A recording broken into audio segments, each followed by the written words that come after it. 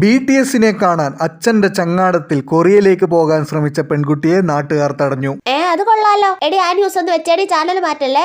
ഇല്ല. കൊറിയൻ ഗായക സംഘം BTSനെ കാണാൻ കൊറിയയിലേക്ക് അച്ഛന്റെ ചങ്ങാടത്തിൽ പോകാൻ ശ്രമിച്ച പെൺകുട്ടിയെയും കൂട്ടുകാരിയെയും നാട്ടുകാർ തടഞ്ഞു. ഇന്നലെ വൈകിട്ടോടെയാണ് സംഭവം നടന്നത്. അടിപൊളി. ഇപ്പോഴത്തെ പിള്ളേർക്കൊന്നും ഒരു വിവരം ഇല്ലെന്ന് പറയുന്നത് ഇതാ. കണ്ടില്ല ഓരോന്ന് കാണിച്ചു കൂട്ടുന്നത്. എന്റെ പൊന്നേച്ചി, ഇങ്ങനെയുള്ള ഒന്ന് രണ്ട് പിള്ളേര് കാരണം എല്ലാ പിള്ളേരും ഇങ്ങനെയാണെന്ന് തെറ്റിദ്ധരിക്കല്ലേ പ്ലീസ്. അപ്പൊ നീയും BTS ഫാൻ ഗേളായിരുന്നോ? ഇനി നീയും കൂട്ടുകാരി എന്താടി ഇതേപോലെ ചങ്ങാടത്തിന് പോന്നെ?